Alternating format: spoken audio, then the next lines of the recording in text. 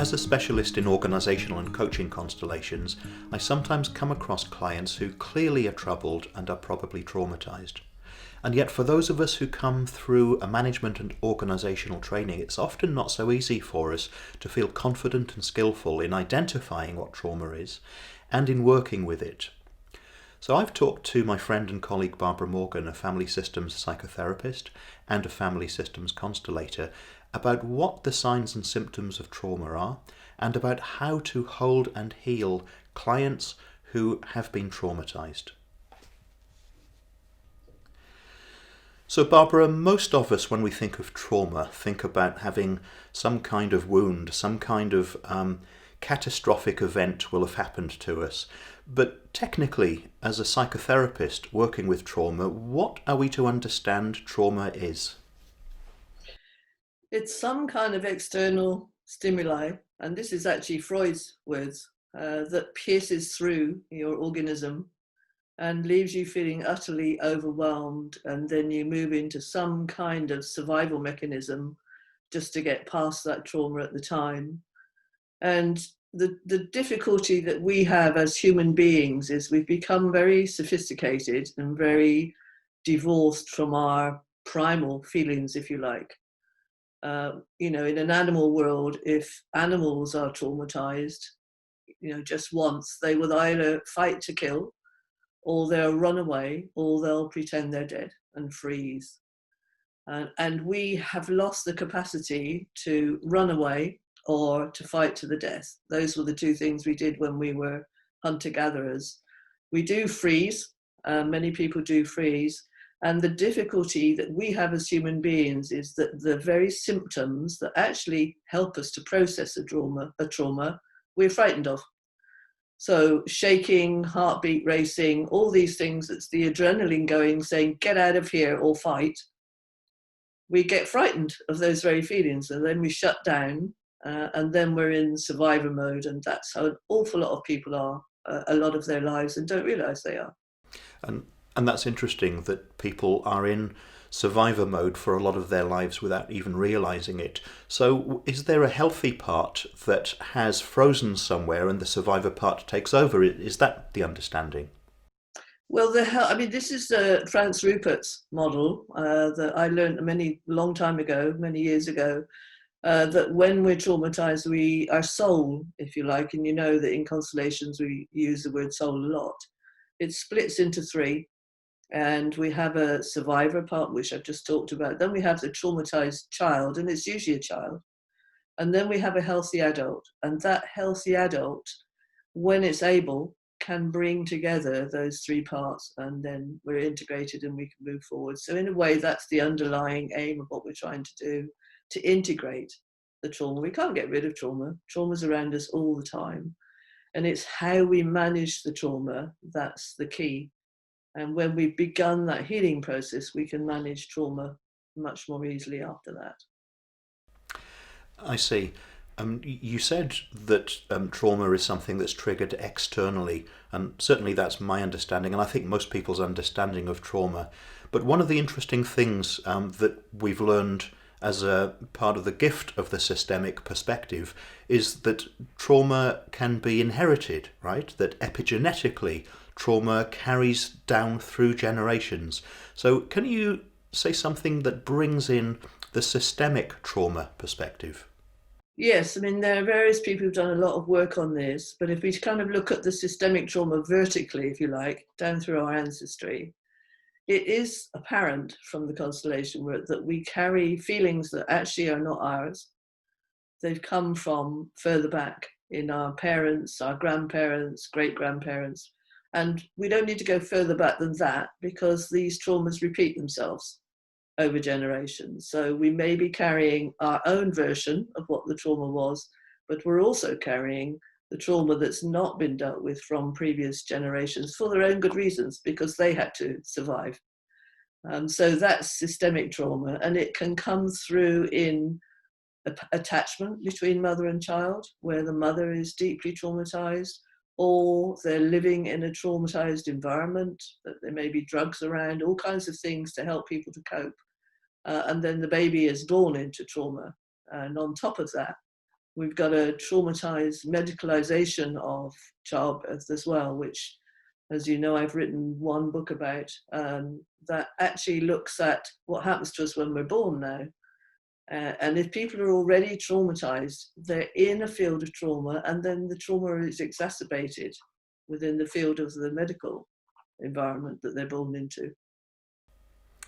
So I see if the focus of working with trauma as a result of an event that's happened in our current lifetime is the integration of those three parts of the personality of the self, is there a different focus for working with systemic trauma as a constellator? Well, the beauty with constellation work is that we can set up the trauma, if you like, and sometimes we only set up one representative for whatever the trauma might be to get some idea of what that person's relationship to the trauma is. And then if the relationship to the trauma is kind of open and ready to see what's there, then we can look at what's the systemic trauma. So one really good example of this is sexual abuse. And someone who's been sexually abused is clearly traumatized. So number one, they have to build their trust with you. And that might take one workshop or 4 workshops before they feel trusting enough to even go anywhere near the trauma. And they may test you out to see how much you can hold and how trustworthy you are. Then we have to deal with their embodied feelings around the sexual abuse and their rage, lack of protection from their parents, whatever the issues are. Maybe the parents themselves are abusive. And then we have to look at, okay, so who was the abuser? Are they ready to face the abuser? Work through whatever is there. And then the next one is, okay, the abuser themselves are generally also traumatized from a much bigger trauma, and that's the systemic trauma, which can be war, emigration, concentration camps, refugees, communism, Russian invasion, all kinds of different big traumas that then lead to these. I mean, it's terrible to call sexual abuse a small trauma, but in that sense, it's a smaller trauma from the point of view that it's in the family, but the family itself is a traumatized system. I see. And that raises for me an interesting question, which is that trauma, rightly and appropriately, I think, these days is something that many people are reading about and learning about, certainly many of my students, and I'm sure yours too. Isn't there a danger that anything can be regarded as a trauma? I think there is a danger of that. I think it's a bit like the word abuse. There's an infodemic. I got this word from Gabor Mate. You know, he's talking about the pandemic and the epidemic, and he said there's an infodemic, that we're being bombarded with information from all quarters. And it's wonderful to educate ourselves, but I think we can become overeducated, and then we can put trauma on something that may not actually be trauma. It may be that we're disturbed or angry or all kinds of stuff, yeah. And trauma for me is a much more serious thing than that. And it affects the whole of your body and your ability to view the world and how triggered you get, all this kind of thing. So you've mentioned the holding of trauma in the body a couple of times already in this conversation, and in my understanding, this is a relatively recent realization that working with the embodiment of trauma is absolutely essential to the healing process. What in your practice is the place of working with trauma held in the body, rather than say, working with people's beliefs and assumptions and mental constructs? Yeah, I mean, I give the body priority over what people say about it. I'm looking all the time for non-verbal clues in how they hold themselves, how they talk, where they look, can they have eye contact? Is their voice high pitched? Are they talking really fast? Are they in contact with me as they're talking? Are they bent over? All sorts of things. They're breathing. Where are they breathing? Can they breathe deeply? And that's from my Gestalt training and working phenomenologically with constellations. And Peter Levine, I know, works with this a lot. Where in the body is the trauma held? So we're scanning in a way to see Where's the tightness? Where's the dissociation? And dissociation comes when the trauma is too much for the body to hold. And sometimes the person is dissociated before they even sit down, and sometimes they become dissociated as they're talking. So you need, in a way, a kind of microscopic vision to watch the minutiae of what's happening with the person, and pick up the details and then go with that and see where it takes you. I mean, you have to be prepared to just go wherever the client is ready to go and to not go further than they're ready for. Well, that's an interesting point because in your training and the people in the organisational sphere that I train, you're saying a lot about what to attend to, what to look for. Because if somebody is, if you're in contact with the kind of the survivor part of them, the coping part of them, how would you know? Can you say a little bit more about the minutiae of what novice constellators could be looking for? And also, is it ethically okay just to go where the client wants to go if you don't feel properly resourced and trained yourself? Where is the boundary for a novice constellator?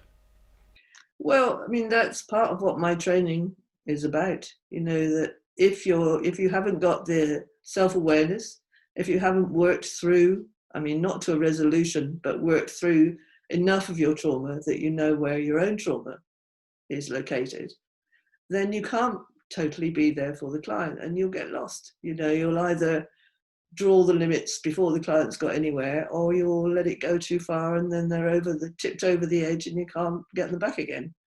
At the same time, I have a huge trust in the field, you know, that we get what we need when we need it. And I'm using the group. So, you know, I will see what I feel inside myself when I sit next to the client. Can I feel them at all? Or are they completely dissociated? Then I'll look around the group. Is the group with us? Is the group with them? And then I'll listen for the environment beyond that. So, you know, you have a dog. So if the dog starts suddenly barking really loudly, animals have that intuitive sense. You know? So if nothing's happening in the room and there's something happening outside with an animal or a plane flies over or something like that, I pay attention to that as well. That's the field that we're embedded in.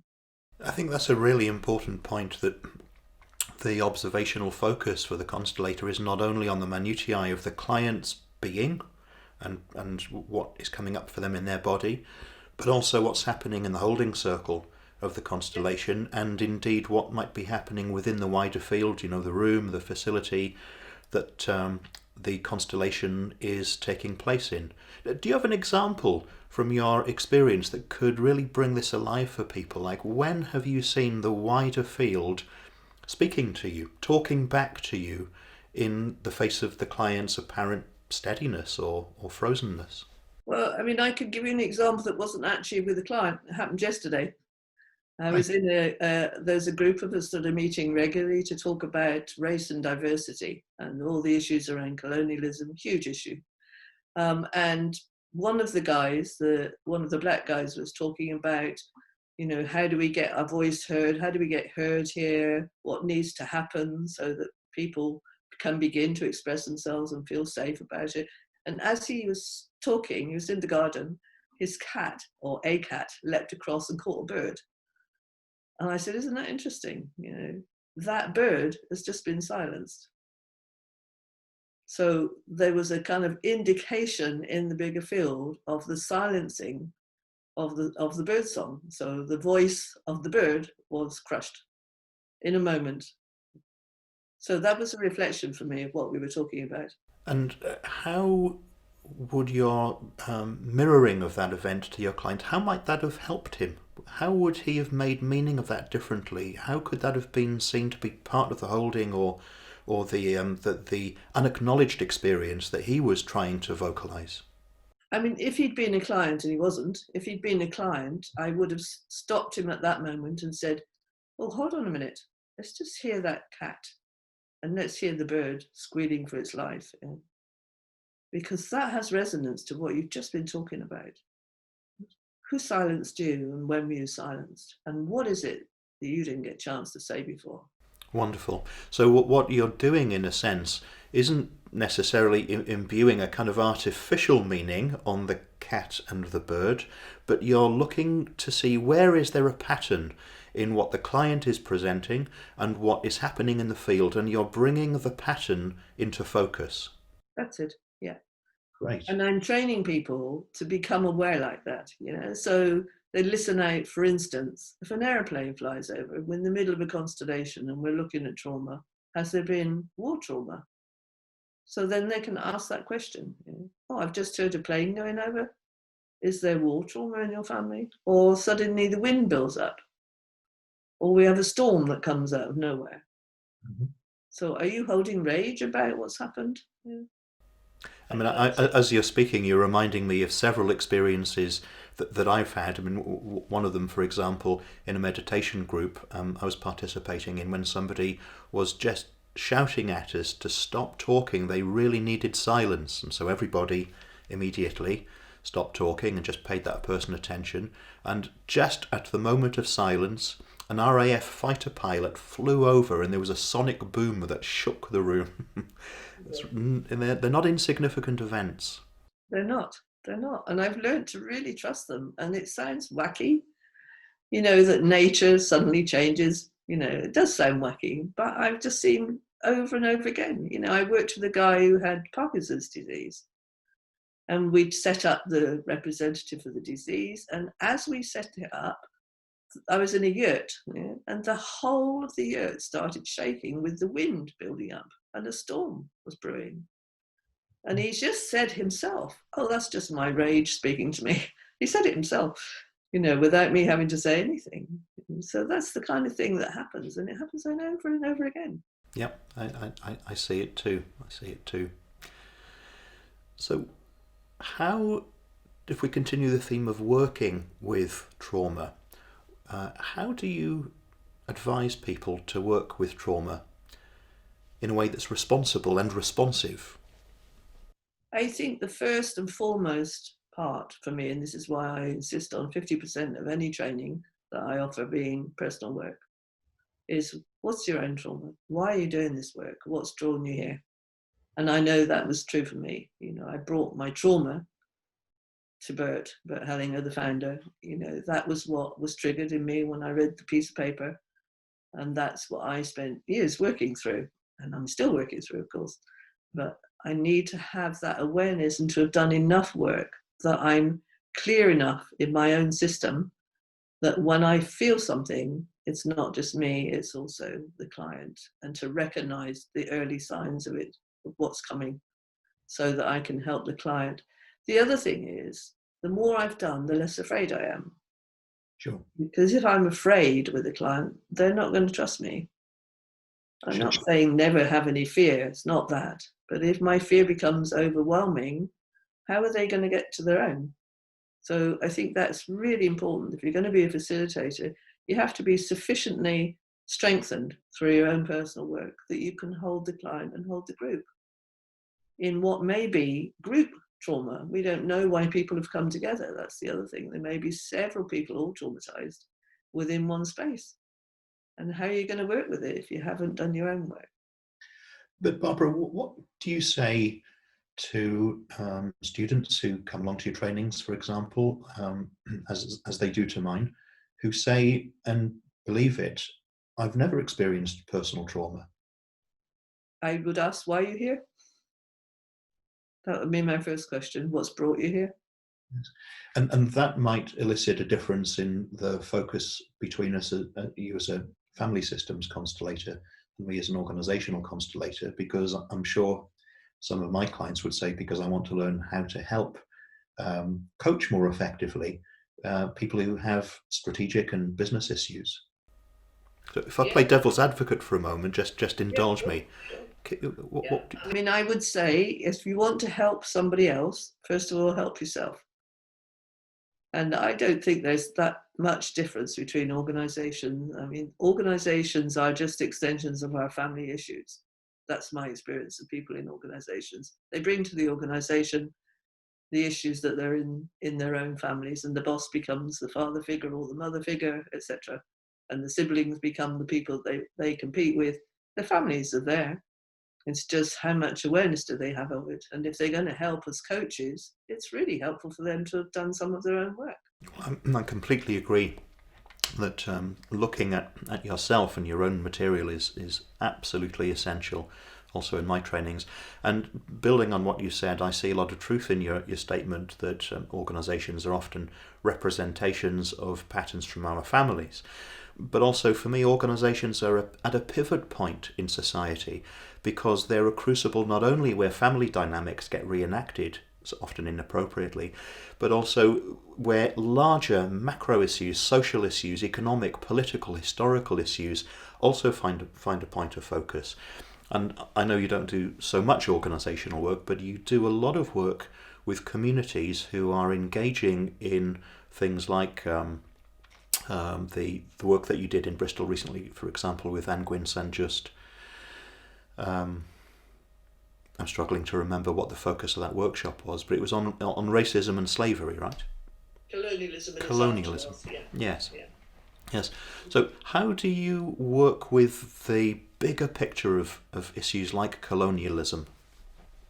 I mean, that's a really good case in point, and I could talk about that workshop for a moment if it helps. I mean, Angwin is a social traumatologist and a historian, and she very early in her, I mean, she's nearly 80 now, I think, or I mean, she may even be over 80, and she's written loads and loads of books, but she in the early days worked with individuals, and then she made a decision at a certain point, I want to reach more people, because this is not enough sitting in a psychotherapy room with one person. I want to reach out into the systems of what's happening.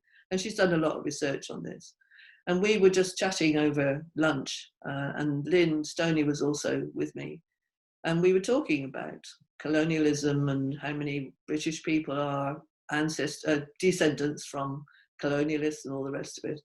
And then we talked about what could we do. And Angwin was there, and we said, well, you know, you're a systemic traumatologist. How about you come and help us out here? So that's what she did. Now, in that field, what we saw was all kinds of trauma happening in the field itself without you know, I mean, there were constellations, and there were some constellations which were about like partition in India, and somebody who came, I think, from the Netherlands, you know, their colonial activities in the past, that kind of thing. But within the field, there were, I think we had about 70 people, and probably 15 to 20 from African or mixed heritage. And slowly, over the 2 days, they all moved to one end of the room and were together. And then a lot of my trainees were there, who were, this is from my previous training, were quite a vociferous lot. And they were in this workshop and they barely opened their mouths. And I was shocked, like, what on earth is happening here? And they said afterwards, many of them, they were afraid to speak out. So the field, in a way, dictated what happened. And then we had one person who twice dropped a glass and it smashed into smithereens. And she said, I've never dropped a glass in my life before. So these kinds of field phenomena, somebody else was displaced twice.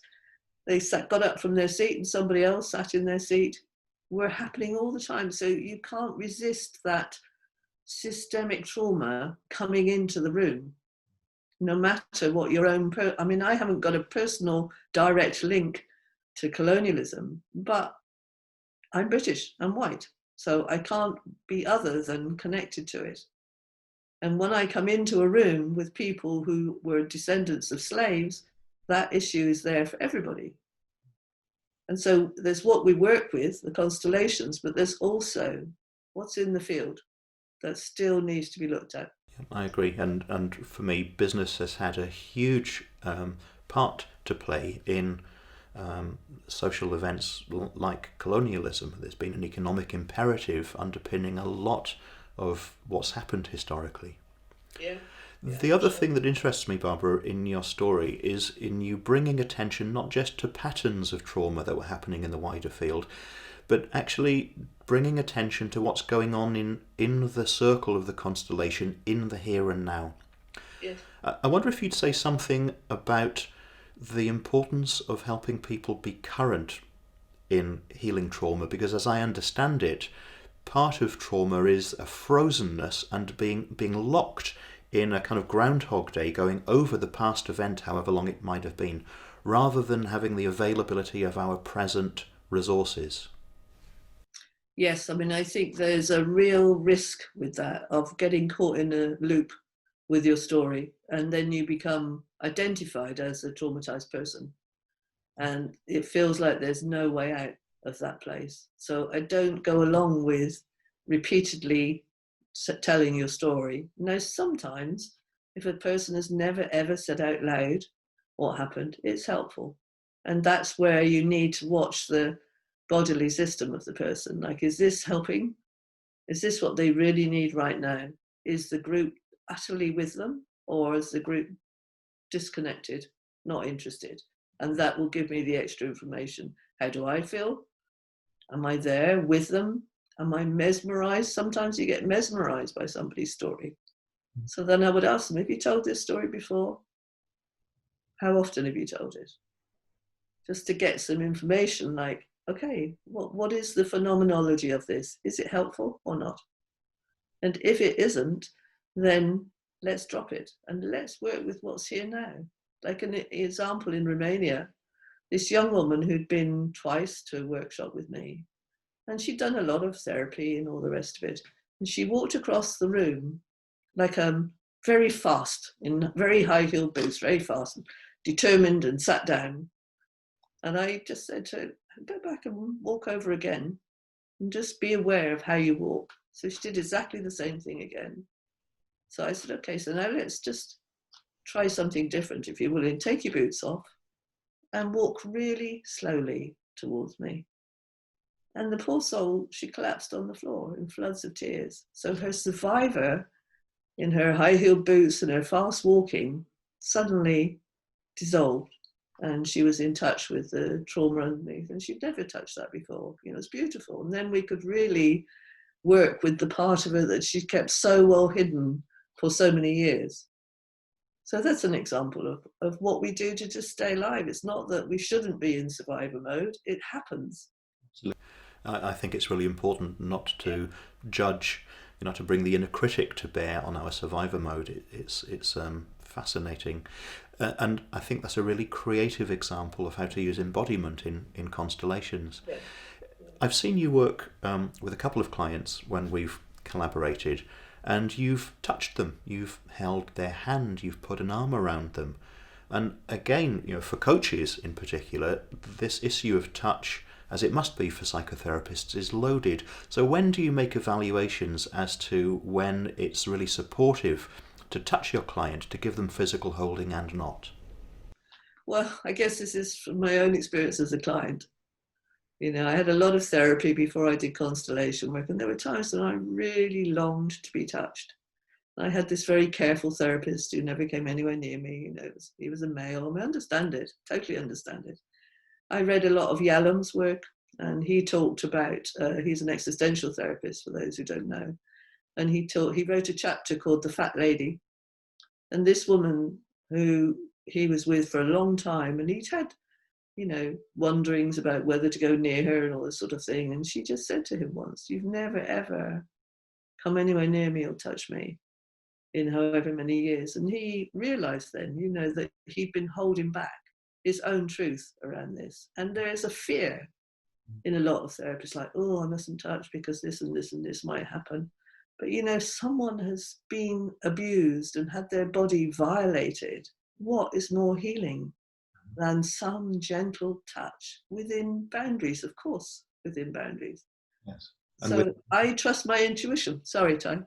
No, and I was going to say, and with an invitation, not inflicting touch on someone, as it were, but actually offering touch and seeing whether their body responds to that.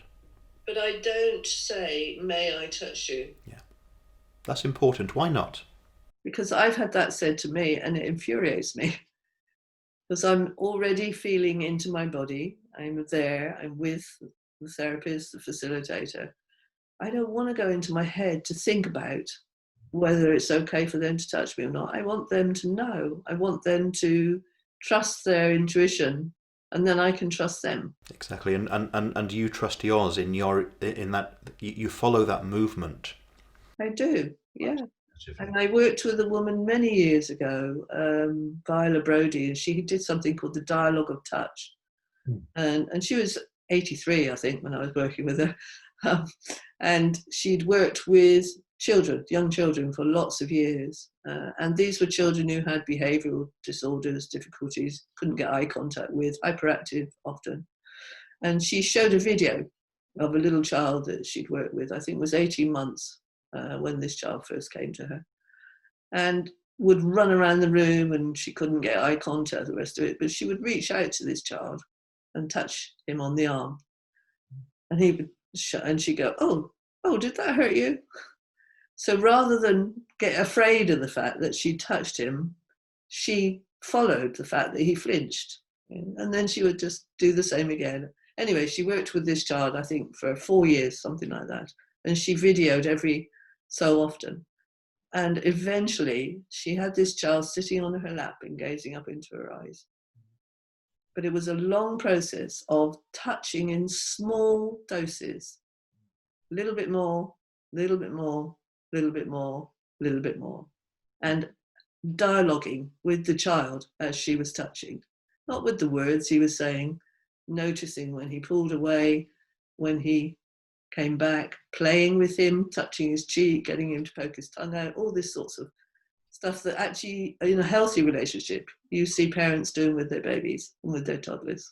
Right. And it's beautiful, and I learned a lot from that. Do you have some other practical suggestions, tips? I mean, for example, I remember working many years ago with Albrecht Marr, one of my teachers, and he got a representative for an angel into the space, and that gave the client a huge amount of support. Once or twice, I've invited some representatives to kind of take off a scarf and put it down to establish a kind of physical boundary in the constellation. Do you use approaches like that? And if so, what kinds of things might you practically have up your sleeve? Yes, I would set up sometimes a representative for safety. I would also, in being with alongside the client, see whether they have resilience, where are their strengths, what resources do they have. So I might just set up a representative for their resources, one resource, or is there a grandparent or an aunt or an uncle that they felt really good with? And as we're doing the exploration, you get to pick up that kind of stuff. And then I might just bring in the representative. Oh, this is Aunt Mary, or this is your grandmother, or whatever, where they feel some safety. And that person will stand in a particular place in the room, and then they can go back out to that person if they need to. Yeah. We see what their relationship is to their own resilience, because that's the main thing with trauma. You're never going to get where you don't ever have any trauma in your life, but how resilient are you? Have you got self-agency? And that comes from your early attachment relationship. So that's something to really work on. If you haven't had a healthy attachment relationship, initially with the mother, but also with the father, then it's really difficult for you to find your self-agency. And then you become helpless, you become the victim in a trauma. And once you find your self-agency, you can become the perpetrator. And if you get outside of the judgments of what a perpetrator is, then you can work with it, and you can become much more active and rage and shout and say no. And, there are various levels of this, push somebody away from you. And it feels great that you are an active participant for the first time, maybe, in what went on. I remember one of my other teachers, Hunter Beaumont, many years ago, saying to a client who I'm sure was traumatized and was really telling a victim story and very immersed in that story. And he said with absolute compassion, you can tell a victim's story, but perpetrators have a lot more fun. And of course, he wasn't advocating that she become a perpetrator, but he was trying to shift her perspective. He was trying to open some resource, some aggression, I guess. So, what for you is the place of aggression in healing trauma? I think it's essential. I mean, the original meaning of aggression is to move forward. It's essential. And until you find that, you really will go around in circles with your trauma. So I really encourage it.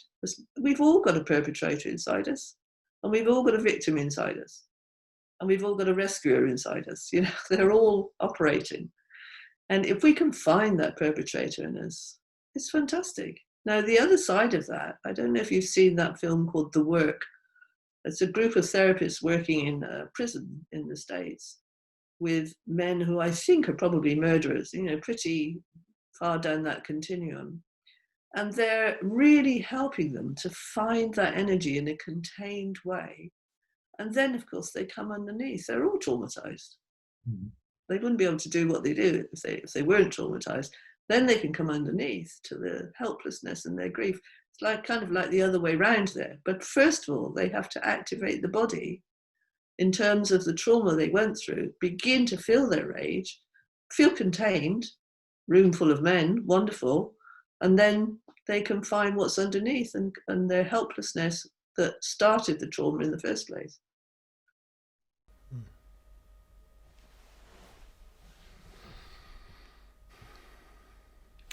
I'm reflecting on the evolution of working with trauma in Constellations. I mean, like you, I've been engaged in this work in the UK for at least 25 years now.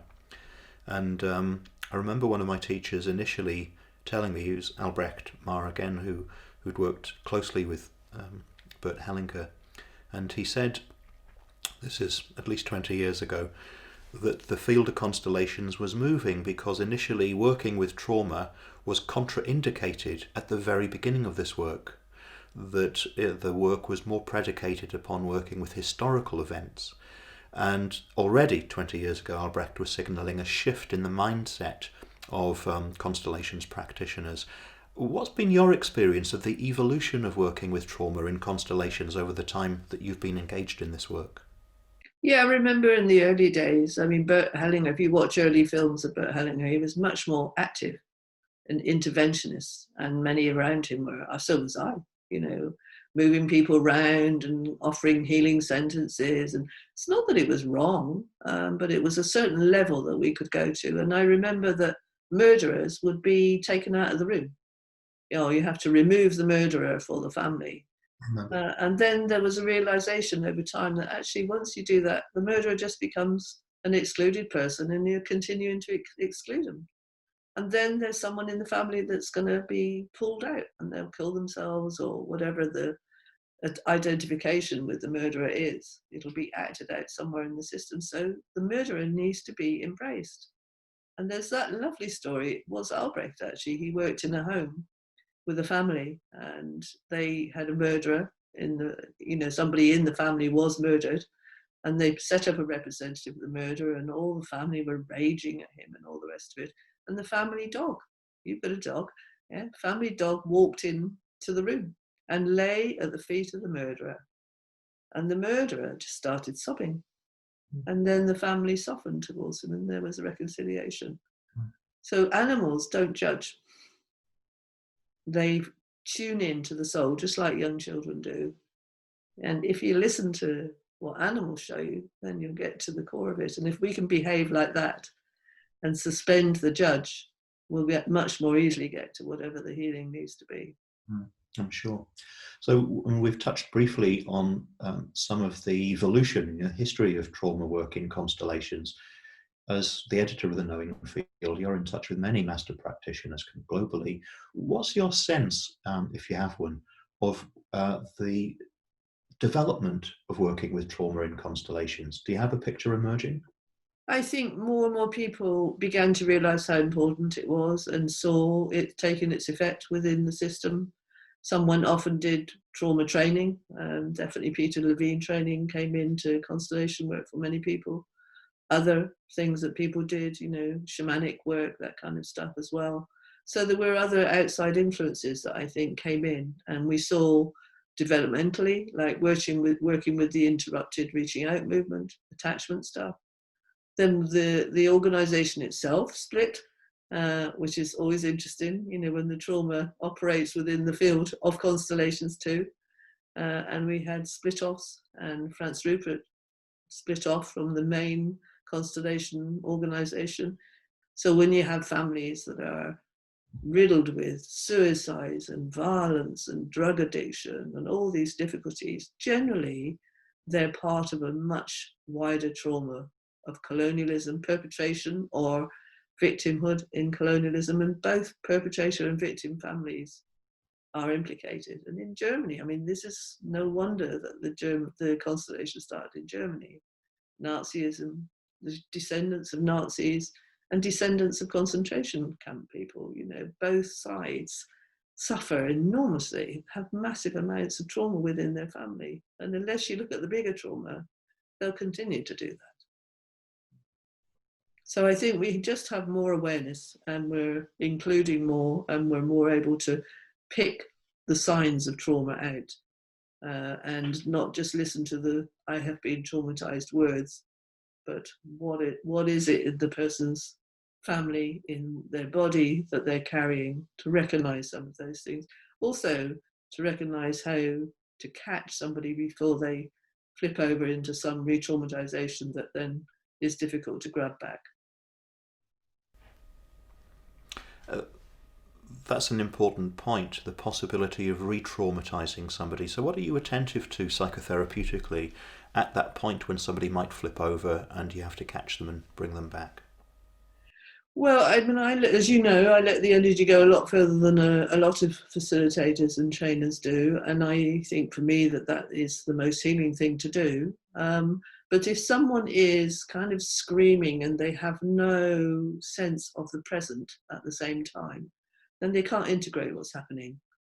So they may be screaming and whatever else, shouting and all the rest of it, but I keep them in touch with the now at the same time, by having a hand on their knee, by talking to them, just letting them know that we're here as well. And I don't get frightened by it. I think that's the main thing as well. I learned that from Hunter Beaumont, to keep a very ordinary voice.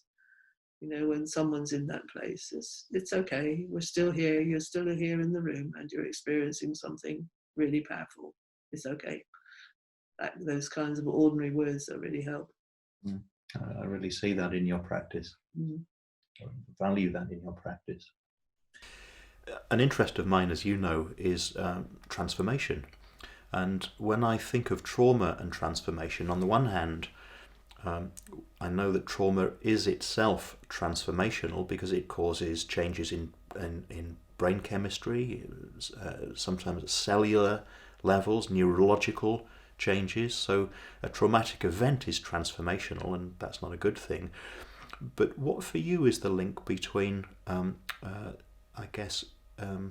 the healthy aspect of transformation and trauma? How do you see that connection? Well, I mean, I find this fascinating because, you know, if you imagine living in a world without trauma, then we would have no composers, no artists, no amazing pop stars, you know, amazing musicians of any kind, or sports people, because it's the trauma that propels them into huge activities where they're searching out for recognition. So I see that as a transformational process. Like, if you've been traumatized, you can't do away with the fact you've been traumatized. Turn it into something helpful for others.